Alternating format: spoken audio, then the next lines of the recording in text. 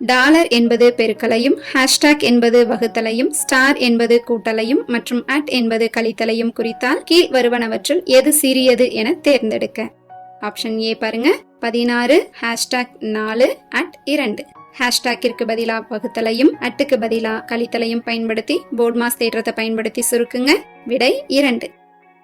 Second option பாருங்க, 8 star 11 at 6. ஸ்டாருக்கு பதிலா கூட்டலையும் அட்டிற்கு பதிலாக கழித்தலையும் பயன்படுத்தி போர்ட் மாஸ் தேற்றத்தின்படி சுருக்குங்க.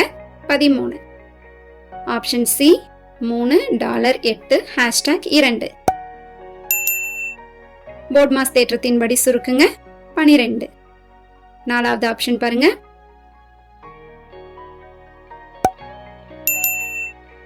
போர்ட் மாஸ் தேற்றத்தின்படி சுருக்குங்க.